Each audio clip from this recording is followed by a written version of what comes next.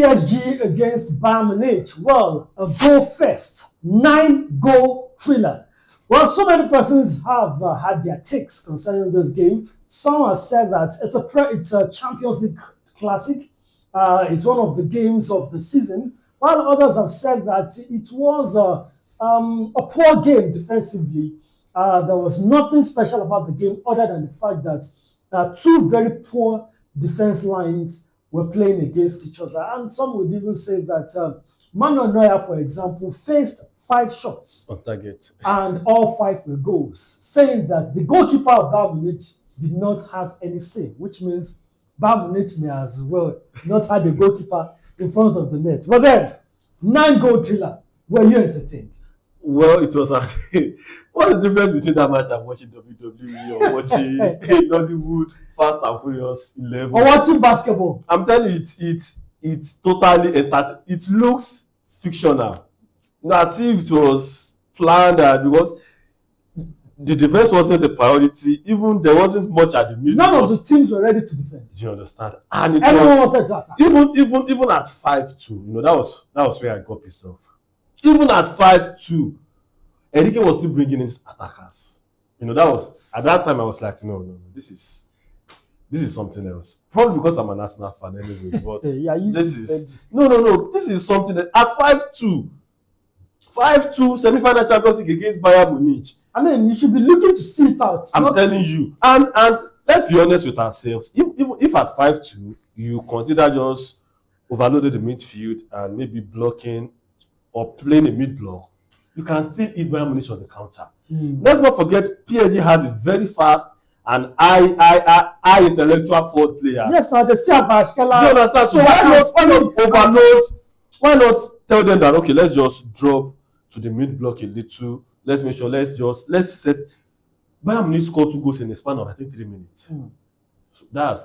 I mean, is this the future of football? Is this where we're going? Because we've been talking about the modern football where the goalkeeper is also a player, where defenders are ball-playing defenders. They don't clear ball, they defend and start attack. Now we are talking about Hans Flick's high line, where the defenders push up practically to the midfield. Is this the future of football, where game score lines, 2 goals to 1, 1-0 will no longer be a thing? We'll be seeing high score lines. Is this where football is going? Well, the thing is, football evolves over time. I mean, there were times that it was mostly tiki-taka. Now it's more tactical than people are trying to express themselves. And if you look at it, the game the game earlier was more of high risk, high reward. I think both teams they didn't care about defending. They just wanted to score. It was more of who can outscore each other. Can Bayern Munich outscore PSG? Can PSG outscore Bayern Munich? And it was very, very interesting. Defensively, it was nothing to write about. Yeah, 2 things can be right. That was a very, very entertaining game, and also defensively, it was a very bad game. Okay, so tactically now, who outshone the other? Because I was looking at it, I thought it was going to be a battle of the midfield. You hardly even was there even a big midfield in that game, because it just sounds like everybody was point to point. I mean, there was a time that I think it was Michael Olise who had the chance, and I think whether it was saved or it was side net, and while they were still showing replay, by the time they put it back, the ball was actually on the other end of the game. I mean, it was not that kind of game. I think it's just a game of pride.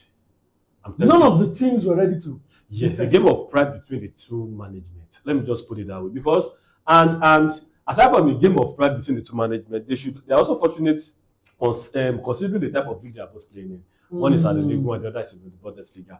You can't be in a competitive league like let's say the Premier League, where you are facing. As a matter of fact, Arsenal has already had 14 wins this season already, and it doesn't look like that.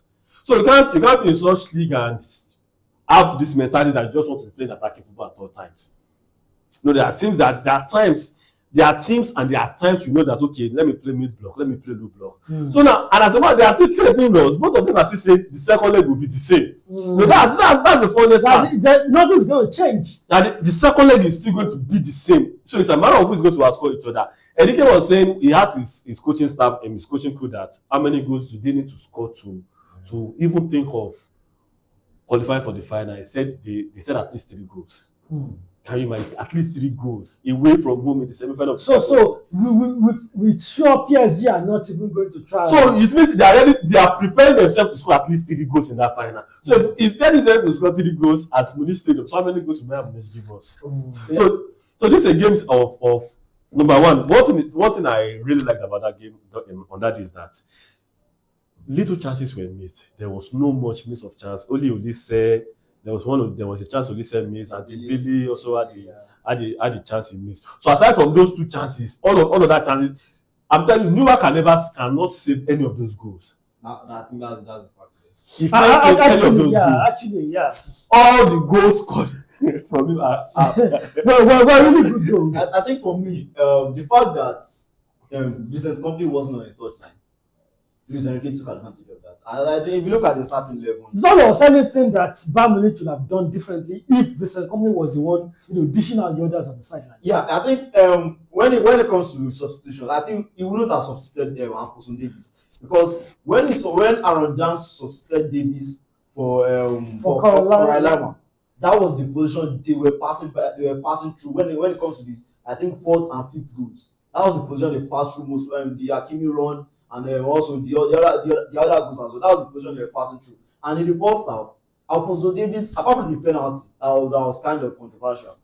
He had a good game. Yeah, a really great game. I was surprised that Alphonso Davies I was surprised that Aaron Danks actually substituted him. I was thinking the person that needed to be substituted was actually Stanisic. Yeah. Stanisic, he had a poor game when it comes to linking up play with Michael Olise defensively. I mean, that first goal, that Kvaratskhelia first goal, I feel he should have done better. Yes. And when it comes to linking up play with Michael Olise, he wasn't able to do that, and he was also spoiling some counter attacks for Bayern Munich as well. So I thought it was more of remove Stanisic, bring in Konrad Laimer back to the right back. And I think one of the reasons why they brought in Stanisic was because he's the right back, and he should be able to deal with the threat of Kvaratskhelia, but he wasn't able to do that. Absolutely not. Well, this is just one half of the game, because there's still another half. Yes. So for those who enjoyed that goal fest, well, next 2 points there is another goal fest to look forward to. But let's talk about the one that was in the goal fest. In fact, the one that a more tactical game. If it wasn't for more matured. If it wasn't for penalties, a game for adults, not for babes. If it wasn't for penalties, it was a barren game. No, it was an adult game. But then penalties saved us,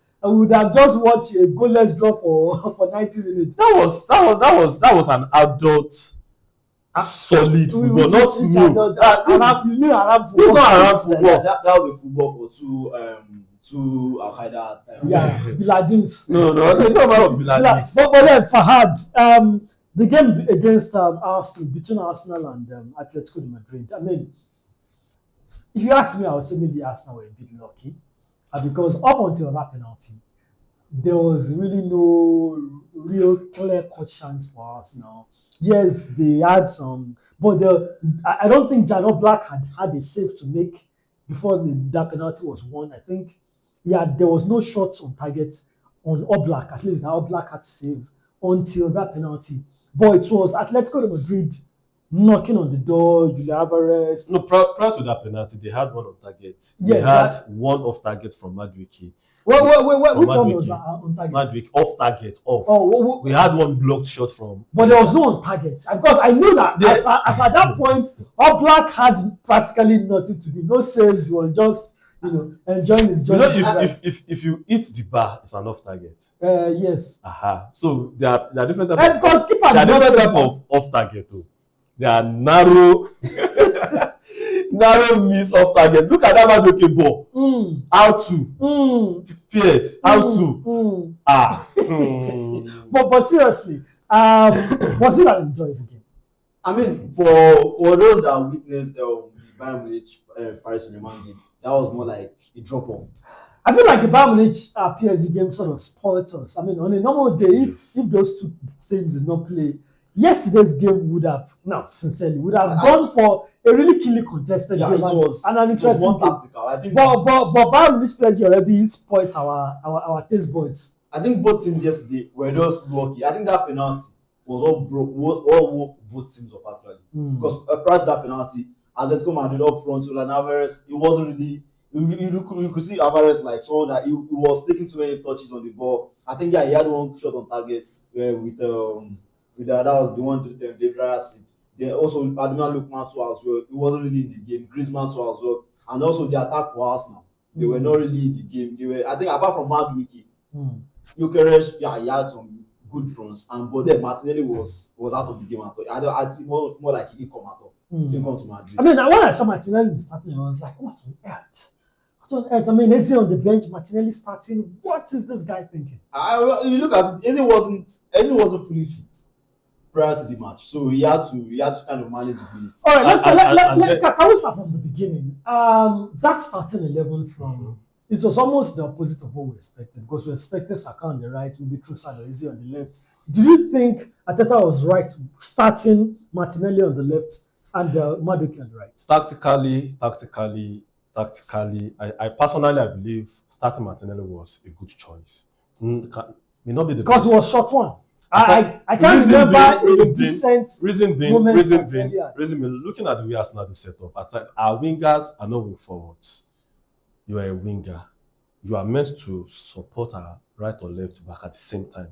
And if you look at Atletico de Madrid's strength, it's always at that right side, at their right side, where Giuliano Simeone and Marcos Llorente will do link up with Griezmann. So they usually create an overload at that point. So we need a winger that's also defensive conscious. So Trossard is not defensive conscious at all. So also is Eze. Eze would rather drift to the middle, rather fall back for the left back. So it would have been a problem for Nkampi yesterday. Adibi Martinelli didn't start the game. If you watch the game, Gianlucino wasn't in the game at all. He was even substituted immediately after the first.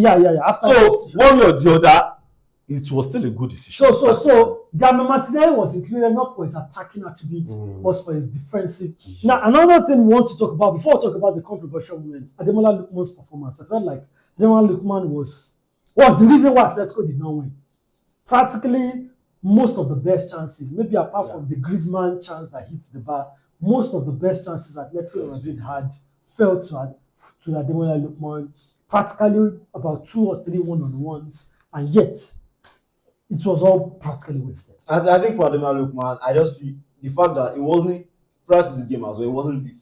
It was but he was injured coming into. Yeah, so it was not. He has not been in start. He has not been matched this squad for like I think 2 games now. So I think so he just managed to win, and then you could see that it was kind of a little bit obvious that wasn't people. Then I'm not trying to make brief for him about those chances in mid. I feel on a normal day he would have scored those chances, but yesterday it was wasteful in front of goal, and that's the reason why Atletico Madrid are going back to Emirates Stadium with 1-1. Now let's talk about the controversial moments. First, the equalizing penalty. Some believe that that wasn't a penalty. Yeah. The reason why it wasn't a penalty was also the reason why PSG penalty against Bayern was also not a penalty. It was not a deflected shot. Please, who saw deflection in that ball? That ball was a straight shot. I don't want to stand up. But then the guy made it like this. And his hand, it's not. I think hit his thigh before hitting his hand. Did he hit his thigh? I hit his thigh before hitting his hand, actually. Really? Yes. Ben White? No. I'm not talking about the PSG. I'm talking about the Ben White penalty. Ben White Davis. No. Today is of the opinion that it was a deflection. I don't know what he deflected off. Thank you. It was a straight ball. If you look at the transition of the football, it wasn't a direct hit. Okay, so what did deflect off? Ground. Ground as well. The rule says that it must deflect off another part of your body into your hand. That's what we call. Ground is not deflection. I've forgotten this term. There are strikers that head the ball into the ground to deceive the keeper. That's not deflection. If you critically analyze that position, the way Ben White was positioned, there's no way his hand can be at his back. Okay, because he was coming to make himself bigger. No, it's not as if he's coming. He made himself bigger. He came out to block the ball and made himself bigger. He was diving towards the ball, and the ball hit the pitch. Once it hit the pitch, then the ball wasn't a direct hit. It was an indirect hit. It was the rule. We have to stick with the rule, and the rule says it is not a penalty there's a particular... if it deflects off another. No, there's a word they used to use from distance of the last contact of the ball to the handball. They used to call it a word. I've forgotten the word. The rule I know and recognize. So now is deflect off another part of your body into your hand, and that's what happened with Alphonso Davies. There was a tie. Yes, It yes. hit his tie Before into it is. the But this this one one was ground. The ground is not part of the player's body. When That it hits the ground, is a penalty. So let's talk about the other one that also maybe controversial. Eze, that was not a stamp. That was definitely At best, maybe just a little. More like this. It was more like Exactly. It's And then that but it felt like the moment Eze felt the contact, it went down. Yeah, I think he sold it. So And if there was no VAR, it's always good for the referee. and if there was no VAR, it would have gone like that because That was a clean penalty. That wasn't the stamp. If you are looking at it in a still image, it will look like it's a stamp. It will look like what No, it's not a stamp. Still images are see, the player's leg was not on Eze's foot. It wasn't on Eze's foot.